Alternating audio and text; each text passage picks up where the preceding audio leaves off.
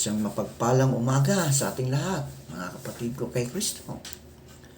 Mula sa The Solid Rock Morning Devotion, isang kagalakan na muli tayo ay makapagbulay-bulay sa salita ng Panginoon sa umagang ito. Sa minutong pagbubulay-bulay ng mga salita ng Panginoon upang papurihan at sambahin ang ating Panginoong Hesukristo. Ang ating pong pagbubulay-bulayan sa magandang umaga ng Lunes ay matatagpuan sa Juan 15, talatang 1-6. Ako ang tunay na puno ng ubas. Ang aking Ama ang tagapag-alaga. Ang bawat sanga na nasa akin na hindi namumunga ay inaalis niya. At ang bawat sangang namumunga ay nililinis niya upang lalo pang magbunga ng marami. Kayo kay malinis na sa pamagitan ng salita na sinasalita ko sa inyo. Manatili kayo sa akin at ako ay manatili sa inyo. Ang sanga ay hindi makakapamunga sa kanyang sarili, malibang ito ay manatili sa puno ng ubas. Maging kayo man ay hindi makakapamunga, malibang manatili kayo sa akin. Ako ang puno ng ubas, kayo ang mga sanga. Ang nanatili sa akin at ako sa kanya ay magbubunga ng sagana, sapagkat kung hiwalay kayo sa akin, hindi kayo makagawa ng anuman. Maliban ang sinumang ay manatili sa akin, siya ay itatapon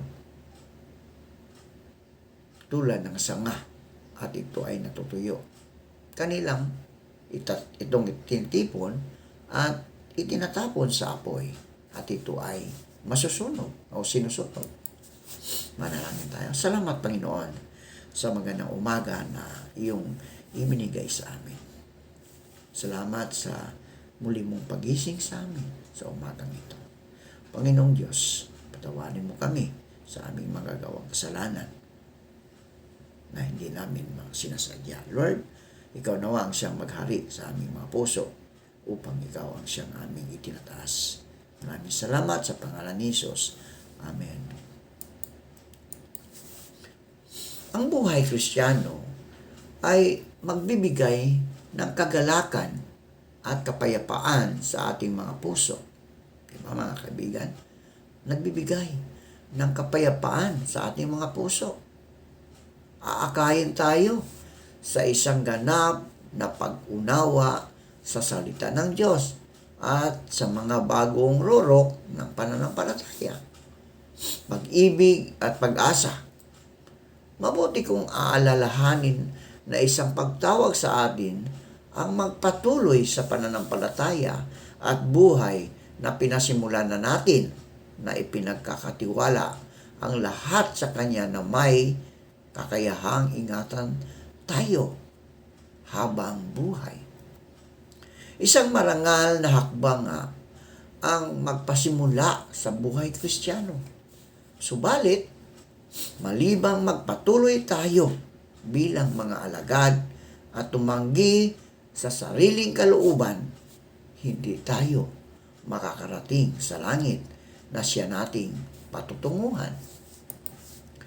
Ang kahalagahan ng pagpapatuloy sa buhay Kristiyano ayon sa Juan 15, 1-6, di ba? Sabi doon, ako ang tunay na puno ng ubas. Ang aking Ama ang taga-pag-alaga. Diba?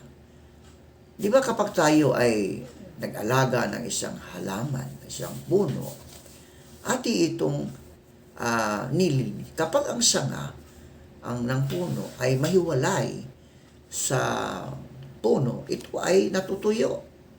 At kapag ito ay natutuyo, ito ay gagawing yung tawag, nasusunog. Diba? Kaya tayo mga kaibigan, kapag tayo ay na kay Kristo, lagi tayong nabubuhay. Lagi tayong nagagalak. May kapayapaan ang ating buhay. Pero kapag tayo hiwalay kay Kristo, ang ating buhay ay masalimuot. Daming problema. No? May mga problema na hindi kayang lulutasin. Oh, bakit maraming mga mayayaman na mayaman naman sila? Lahat ay na meron. No? Pero, bakit sila ay nagpapatiwakal? Di ba? So, kapag tayo ay na kay Kristo, anuman ang kinaharapin natin sa ating buhay, ay kaya nating i-handle. Kasi meron na dyan si Kristo sa ating mga puso. Siya ang nagbibigay kapayapaan sa ating buhay, sa ating puso. Hindi niya tayo iniwanan ni pabayaan man. Di ba?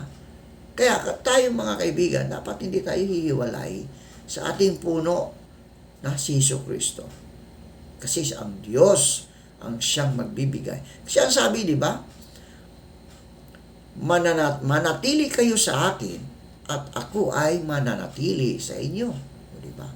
Ang sanga ay hindi makakapamunga sa kanyang sarili. Hindi siya makapamunga kapag hiwalay ka. Kapag tayo hiwalay sa Diyos, wala tayong bunga na maipakita sa iba.